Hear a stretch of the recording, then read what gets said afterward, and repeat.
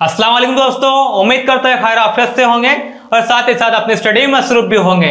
हमने पिछली वीडियो में देखा था कि मुरब्बी मसावत किसे कहते हैं, उसकी खुसूसियात क्या होती है और उसकी कितनी कंडीशंस होती है जिसके जरिए से हम ये पहचान सके कि दी हुई मसावत मुरब्बी मसावत है।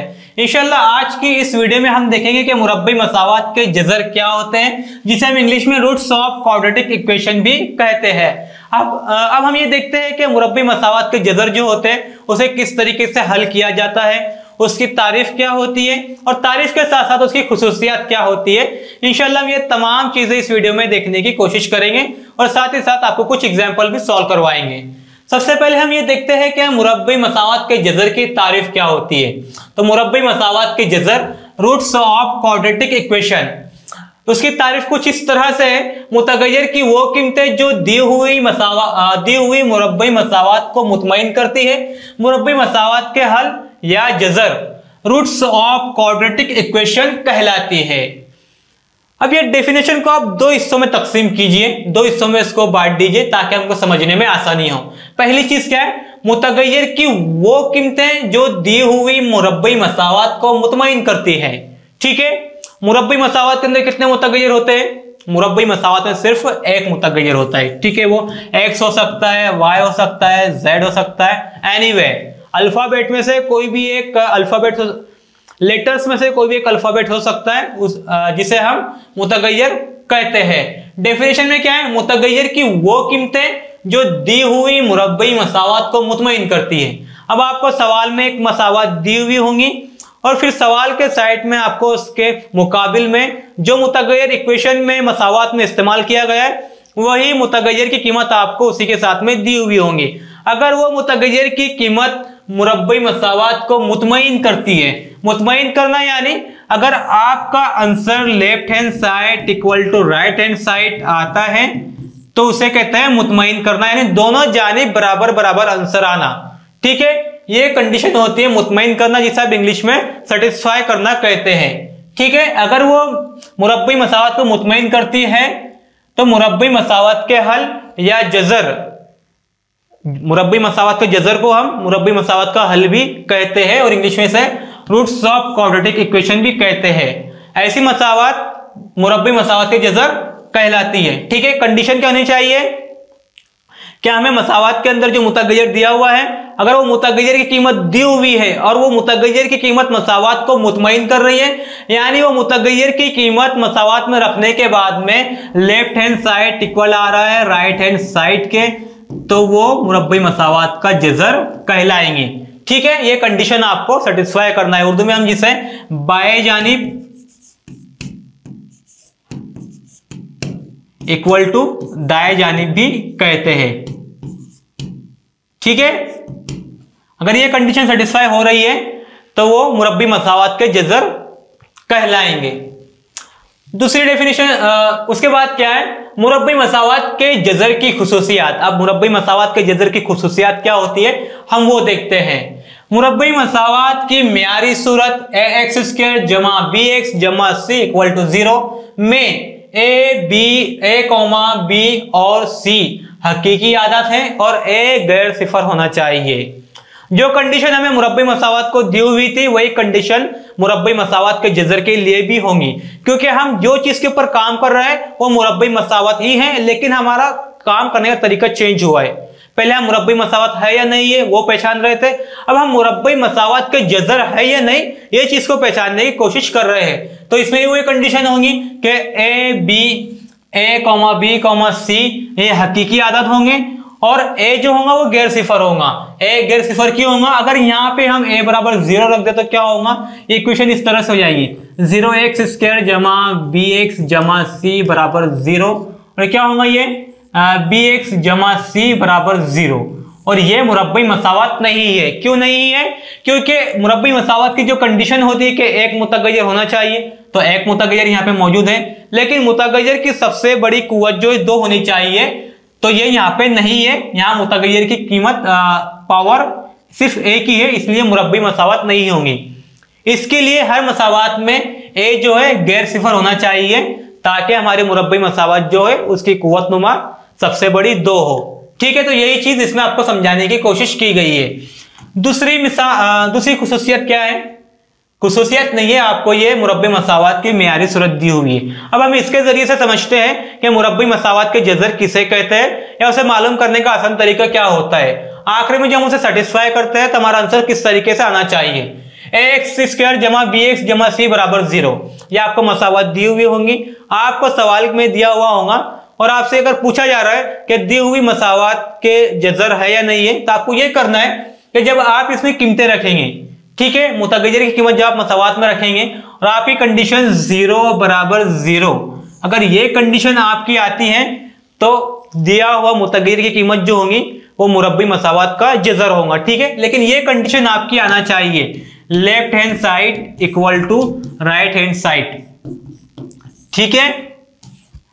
राइट हैंड साइड तो ऑलरेडी 0 होता है, लेकिन जब आप इसको सॉल्व करेंगे तो इसको सॉल्व करने के बाद भी आपका ये 0 आना चाहिए। अगर ये 0 आ जाता है तो आप ये कह सकते हैं कि दी हुई कीमत मुरब्बी मसावात का जज़र है, ठीक है। तो ये कंडीशन इसमें होती है। इसके बाद में क्या है? इसके बाद में ये चीजें हैं मुतगय्यर की जिन कीमतों से मुरब्बी मसावात के दोनों बाजू यानी लेफ्ट हैंड साइड और right hand side, left hand side equal to right hand side, ये सब इंग्लिश में बाएं जानिब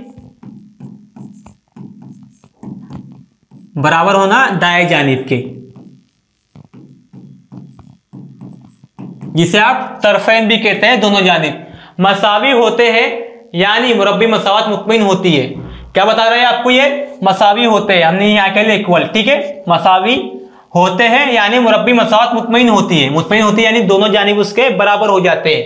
इन कीमतों को मुरब्बी मसावात के हल या मुरब्बी मसावात के जज़र कहते हैं। वही चीज जो मैंने आपको पहले समझा चुका हूं, इसको इन्हें तारीफ की शक्ल में और मवाद की शक्ल में आपके सामने पेश किया है। तो ये कंडीशन आपको याद रखनी है और जब आप इसको हल करेंगे तो हल करने में ये होता है कि आपको बाएं जानिब लिखना होता है, बाएं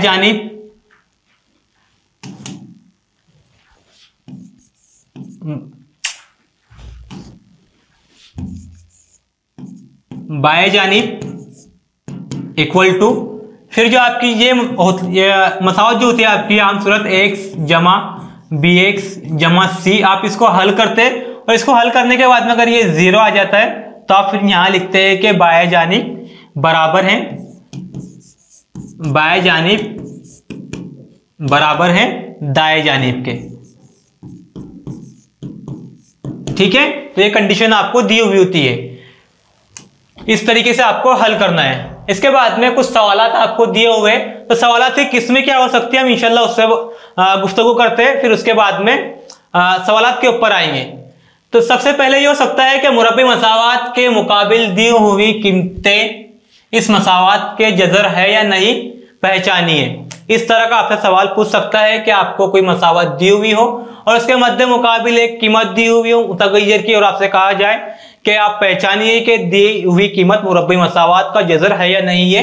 तो इस तरह का आपसे क्वेश्चन पूछा जा सकता है।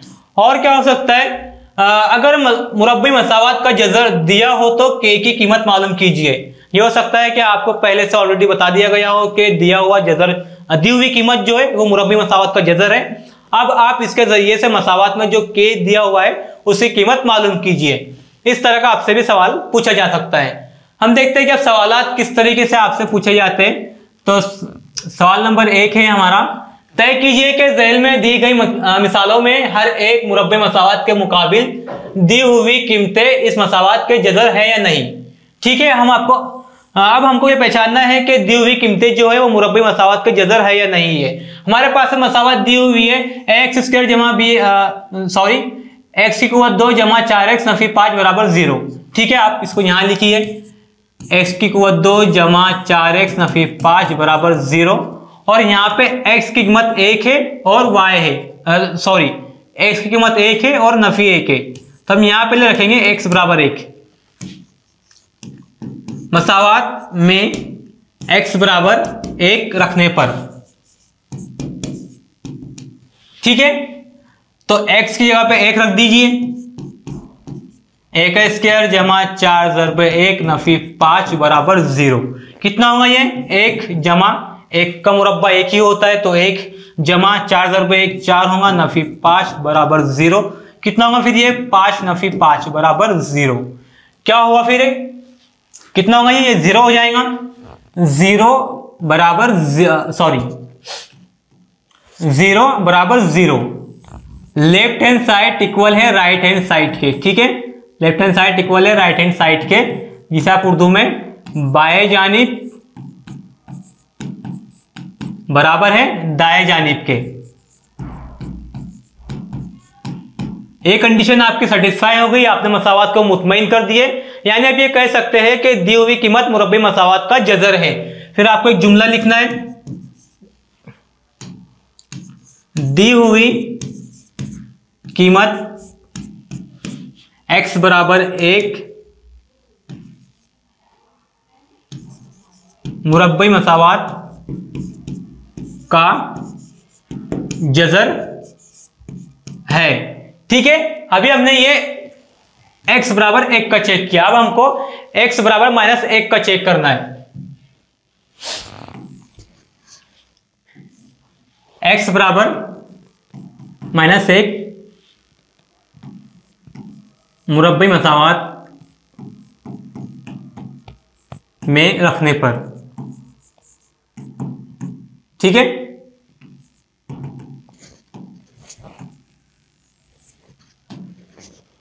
मसावत क्या हमारे पास में, मसावत है x² जमा 4x नफी 5 बराबर 0, x² जमा 4x नफी 5 बराबर 0। अब हम इसको दूसरे तरीके से भी हल कर सकते हैं। दूसरा तरीका मीन्स जो आपकी किताब में दिया हुआ है वो तरीका, बाएं जानिब बराबर x² जमा 4x नफी 5, ठीक है। अब x की जगह पे -1 रख दीजिए, जमा 4 नफी 1 नफी 5, क्या होगा ये, -1 का मुरब्बा जमा 1 होगा। अब ये 1 जो है नफी में है, तो कितना होगा, 4 ज़रब नफी 1 नफी 4 नफी 5, क्या हो जाएगा फिर ये देखिए 1 नफी 9, तो ये होगा नफी 8। दाएं जानिब की कीमत है, सॉरी बाएं जानिब की कीमत है हमारे पास नफी 8, और हमारे पास में दाएं जानिब क्या था, 0 था, यानी ये नॉट इक्वल है दाएं जानिब के। हमारे पास में अगर 0 बराबर 0 कंडीशन, ये कंडीशन अगर आती है तो हम कहते हैं कि दी हुई कीमत मुरब्बी मसावत का जज़र है। लेकिन ये कीमत हमारे पास में नहीं मिली, -8 मिला, इसलिए दी हुई कीमत मुरब्बी मसावत का जज़र नहीं है। आपको यहां लिखना है बाएं जानिब नॉट इक्वल टू बराबर नहीं है दाएं जानिब के। इंग्लिश में आप इसे left hand side equal to, not equal to है राइट हैंड साइड के, और आपको यहां पे कीमत भी लिख देना है, नफी 8 नॉट इक्वल है 0 के, ठीक है। इस तरीके से आप लिख सकते हैं। फिर आपको जुमला भी लिखना है। जुमला क्या लिखेंगे आप, x बराबर 1 दी हुई मुरब्बई मसावात का जज़र है, और x बराबर -1 जज़र नहीं है, ठीक है। यह आपको एग्जाम में 2 मार्क्स के लिए पूछ सकता है। तो ये हमारा पहला क्वेश्चन था। सेकंड क्वेश्चन क्या है, सेकंड क्वेश्चन आपको दिया हुआ है, आपको इसमें भी जज़र मालूम करना है कि जज़र है या नहीं है। इक्वेशन है हमारे पास में 2m की कीमत 2 नफी 5m बराबर 0, और m की कीमत दी हुई है m बराबर 2 और m बराबर 5/2। मसावत लिखिए। सबसे पहले मसावत आपकी दी हुई है 2m² नफी 5m बराबर 0, ठीक है। अब आपको मसावत में रखना है m बराबर 2। मुरब्बी मसावत में m बराबर 2 रखने पर बाएं जानिब बराबर, बाएं जानिब का ये हिस्सा है हमारा 2m² नफी 5m m कितना है, m बराबर 2 है, 2 ज़रब m नफी 5 2 कितना होगा ये 2, 2 का मुरब्बा 4, 2 का मुरब्बा 4 होगा, नफी 2 ज़रब 2 सॉरी 5 ज़रब 2 10 कितना होगा फिर ये 8 नफी 10 कितना हुआ नफी 2। अब ये इक्वल नहीं है, इसका दाएं जानिब 0 है और बाएं जानिब नफी 2 आ रहा है, तो ये मसावी नहीं हुए, ये मसावत को मुतमईन नहीं कर रहे हैं। तो फिर हमें ये जुमला लिखना है। जुमला क्या लिखेंगे आप, यहां यही कर दीजिए इसको, नॉट इक्वल टू 0।